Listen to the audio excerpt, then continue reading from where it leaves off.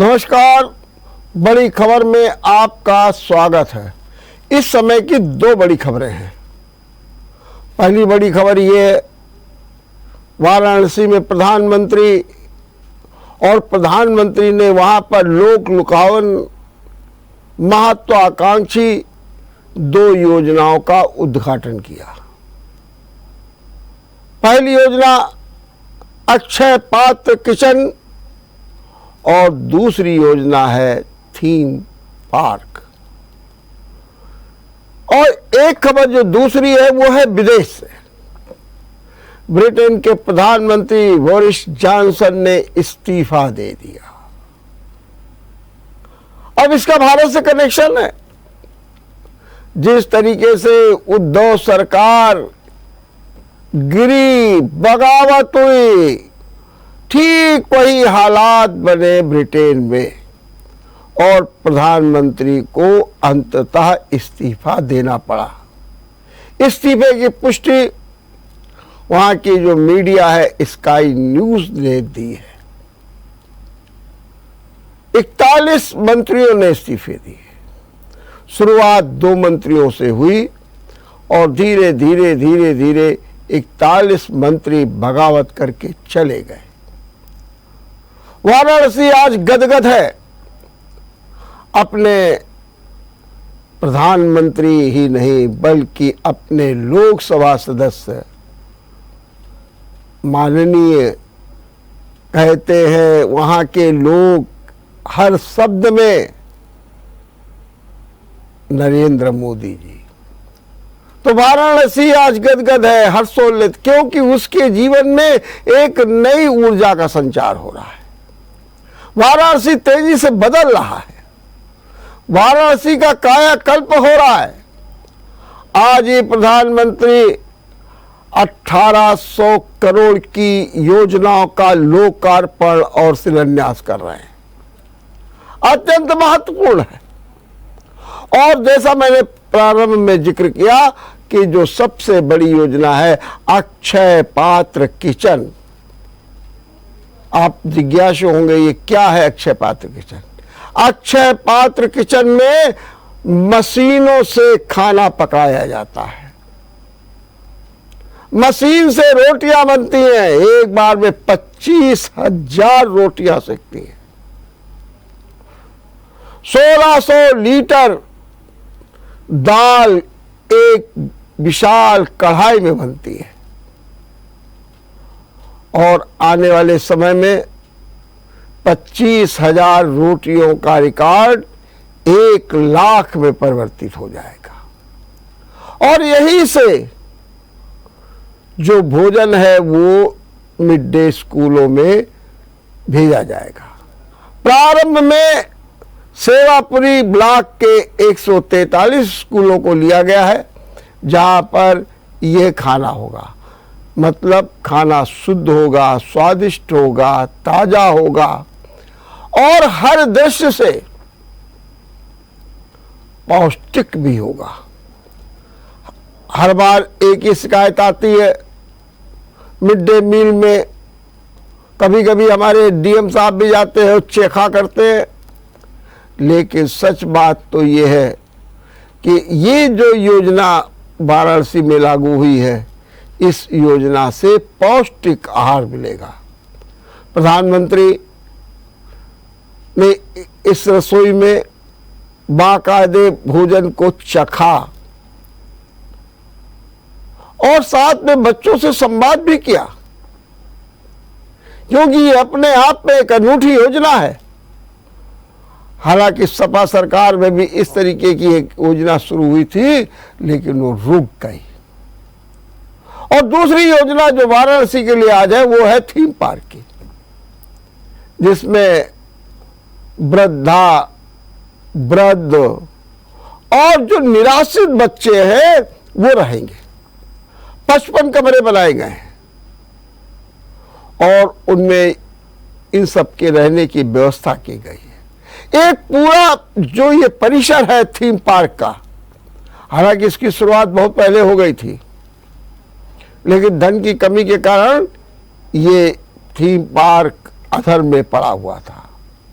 लेकिन अब इस थीम पार्क में क्या है? थीम पार्क में सारी सुविधाएं हैं। एक वृद्ध को बच्चों के साथ खेलने कूदने, उनके साथ समय बिताने का एक बहुत ही सौभाग्यपूर्ण अवसर है।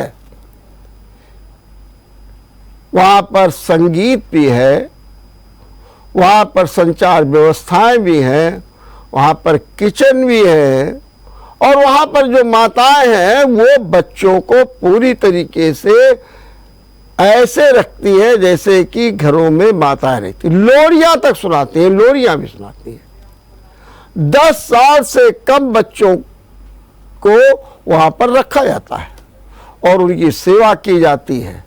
ये है थीम पार्क की अनूठी योजना, जिसे आज प्रधानमंत्री ने वाराणसी को समर्पित कर दिया। और इसी तरीके की योजनाएं और भी हैं। प्रधानमंत्री आज वाराणसी को एक शिक्षा समागम के माध्यम से नई शिक्षा नीति के रूप में संबोधित करेंगे। वाराणसी में आज एक बड़ी पहल हो रही है। हमारी नई शिक्षा नीति तो बन गई है, लेकिन अभी तक नई शिक्षा नीति के बारे में हमारे अध्यापक छात्र नहीं जानते। मोटी मोटी तो बातें आ गई है, एक सेमेस्टर परीक्षा कर लीजिए, विषय कैसे ले लीजिए, ये सब कुछ है, लेकिन जो उसकी आत्मा है नई शिक्षा नीति वो भी नहीं पहुंच पाई। आज प्रधानमंत्री अपने संबोधन से इस दिशा में भी एक बड़ी रोशनी देंगे, जनसभा में भी जाएंगे और तमाम परियोजनाओं का लोकार्पण भी करेंगे, शिलान्यास भी करेंगे, जो वाराणसी के विकास में मील के पत्थर साबित होंगे। और इतना ही नहीं, प्रधानमंत्री आज वाराणसी को जो सौगात देंगे उससे वाराणसी को एक नई ऊर्जा भी प्राप्त होगी, एक नई शक्ति भी प्राप्त होगी, एक नया संबल भी मिलेगा। और जो ये परियोजना है किससे इंफ्रास्ट्रक्चर से संबंधित है, सड़क से संबंधित है, पानी से संबंधित है, बिजली से संबंधित है, और जो बड़ी आवश्यकता है, क्योंकि कभी कभी बीच बीच में ये बात मरमरिंग करती थी कि वाराणसी में काशी को का जो कॉरिडोर बना अद्भुत है, काशी के आसपास का वातावरण बड़ा सुरम्य हो गया है, लेकिन आज भी वाराणसी गली कूचों में बसी हुई है जहां पर इंफ्रास्ट्रक्चर की सबसे बड़ी समस्या है। प्रधानमंत्री आज इसी को पूरी तरीके से पूरा करने के लिए जो है ईंट के पत्थर रखेंगे। प्रधानमंत्री की ये देन वाराणसी के लिए निश्चित रूप से अतुलनीय है और इसका वाराणसी के लोग एक लंबे समय से इंतजार कर रहे थे। हम आपको एक बात फिर बता दें, ब्रिटेन में प्रधानमंत्री बोरिस जॉनसन ने इस्तीफा दे दिया है। 41 मंत्रियों ने बगावत की, और मैंने जैसा कहा कि जैसे अपने महाराष्ट्र में उद्धव सरकार के साथ बगावत की गई, ठीक वही पैटर्न अपनाया गया। 5 तारीख को वहां के वित्त मंत्री ऋषि सुनक, स्वास्थ्य मंत्री साजिद इस्तीफा देते हैं, हालांकि मानमंडल हो जाती है, लेकिन उसके बाद लगातार इस्तीफे आते हैं और जॉनसन सरकार संकट में चली जाती है। कारण क्या है? कारण यह है कि बोरिस जॉनसन ने जो चीफ व्हिप बनाया किंग पिंचर को, उन पर सेक्स स्कैंडल चलाने का आरोप है। हालांकि इस आरोप को गलत बताया गया, लेकिन इसी आरोप ने जॉनसन को कटघरे में खड़ा कर दिया और इस्तीफे हो गए। जॉनसन पहले से भी विवादों में रहे हैं। इससे पहले भी उन्हें अविश्वास प्रस्ताव का सामना करना पड़ा था। जब कोरोना काल में उन्होंने पार्टी की थी, पार्टी में 30 लोगों को बुलाया था, अनुमति केवल 2 लोगों की थी। उस समय भी संकट के बादल आ गए थे, अविश्वास प्रस्ताव आया था। हालांकि उस समय अविश्वास प्रस्ताव जॉनसन के पक्ष में चला गया था। इसके बाद फिर कोरोना में उन्होंने उल्लंघन किया प्रोटोकॉल का और उन पर जुर्माना भी किया गया। ब्रिटेन की सरकार लोकतंत्र पर चलने वाली एक ऐसी सरकार है जो समाज को, देश को एक दिशा देती है, और इसका जो पैटर्न है बहुत कुछ मिलता जुलता अपने भारत से, और उसी के तर्ज पर जो वहां बगावत हुई है। आज मजबूरी में 5 तारीख से यह सिलसिला चल रहा है वहां पर, 5 तारीख से, और आज 7 तारीख को जॉनसन को इस्तीफा देना पड़ा।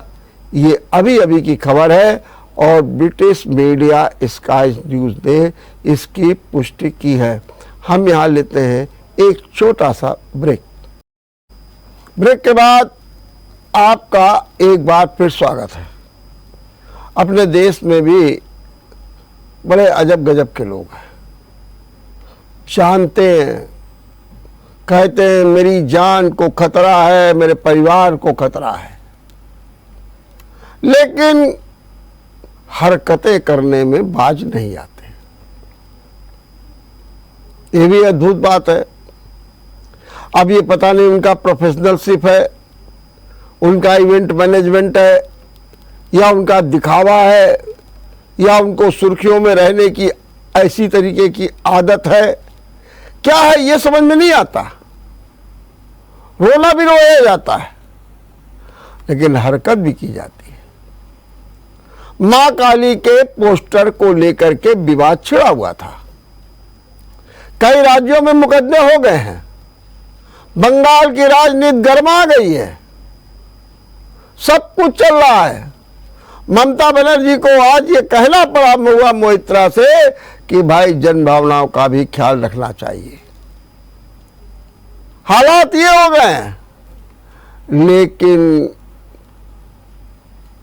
मां काली का जो विवादित पोस्टर जारी करने वाली डायरेक्टर लीना ने आज एक नया पोस्टर जारी कर दिया, और इस पोस्टर में भगवान शिव और भगवान शिव की अर्धांगिनी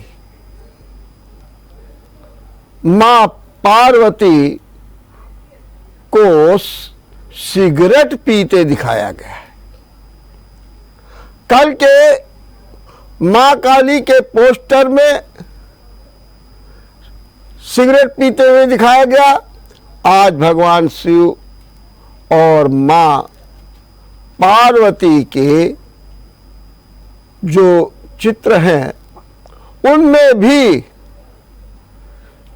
जो है सिगरेट पीते हुए दिखाया गया है। सिगरेट पी कौन रहा है? सिगरेट पीते हुए दिखाया गया है जो भगवान शंकर और मां पार्वती की भूमिका को अदा कर रहे हैं। अब ये क्या मतलब है? जब ये पोस्टर और ये ट्वीट सब कुछ सामने आया तो फिर बवाल खड़ा हो गया है, और ये कहा जा रहा है कैसी हिम्मत है। मां काली के पोस्टर को लेकर के इतना विवाद हुआ, उसके बाद दूसरा पोस्टर, और ये भी कहा जा रहा है कि कोई गलत नहीं है। एक तो सबसे बड़ी बात ये, और उससे बढ़कर के एक बात और हो रही है। डायरेक्टर लीना जो है वो कह रही है कि मेरी जान को बड़ा खतरा है, और वो आरोप भी लगा रही हैं किन लोगों से जान को खतरा है। वो कह रही बीजेपी और आरएसएस से, लेकिन आप लोगों की धार्मिक भावनाओं को आहत करते रहेंगे? ये किसने आपको अधिकार दे रखा है? और अगर ये अधिकार होता तो कानून की धारा 153 ए 295 ए नहीं बनाई गई होती। कानून कहता है कि हम किसी की भी धार्मिक भावनाओं को ठेस नहीं पहुंचाएंगे, उनको आहत नहीं करेंगे, उनके प्रति पूर्ण सम्मान करेंगे। आप अपने देवी देवताओं का सम्मान कीजिए, लेकिन दूसरे के। यहां तो उल्टा हो रहा है। उल्टा इतना होता है कि उन्हें अपने भी देवी देवताओं पर भी बड़ी इस तरीके की आपत्ति है। तो ये ऐसे हालात जो मैं बार बार कहता हूं कि नफरत और घृणा पैदा करने वाले हैं, इससे माहौल गर्माता है। और ये कहा जा रहा है कार्रवाई कीजिए, इनको बुलाइए। अब जब से सुप्रीम कोर्ट ने अपनी सख्त टिप्पणी की है तो नुपुर शर्मा को कोलकाता में बुलाया गया है। पहले मुंबई में बुलाया गया था, पुलिस ने बुलाया क्योंकि वहां मुकदमे कायम है। तो ये जो हालात बन रहे हैं ये अपने में पूरी तरीके से बड़े विलक्षण हैं और इन पर रोक लगनी चाहिए। अब कैसे रोक लगेगी, क्या होगा, ये तो वक्त बताएगा। लेकिन निश्चित रूप से जो ये घटनाएं हो रही हैं और जिस तरीके से अमरावती हत्याकांड, उदयपुर हत्याकांड के रोज नए नए खुलासे हो रहे हैं। हथियार यहाँ से लिए गए, हथियार वहाँ से लिए गए, पीएफआई संगठन था, दावते इस्लामी था, फिर प्रतिबंध तो है नहीं, अगर कोई झंडा लगा लेता है तो उसको कैसे पकड़ा जाएगा, जुमे की नमाज है उस पर, और फिर बकरीद पर इस्लामिक स्टेट ऑफ इंडिया ने बाकायदे गाइडलाइन जारी कर दी है। ये सब क्या है? ऐसा तो पहले कभी नहीं होता था। सब पर्व भी होते थे, जो लोगों के समारोह भी होते थे, कार्यक्रम भी होते थे, कभी ऐसी खींचतान और तनाव का माहौल नहीं होता था। अब तो आप पूजा करिए तो लगता है ऊपर से ड्रोन देख रहा है। अब सारा दिमाग तो ड्रोन पे लग गया, पूजा कौन करेगा? ये विषम स्थिति पैदा हो गई। इसे दूर करना होगा और हमारी बड़ी खबर को देखते रहना होगा। नमस्कार।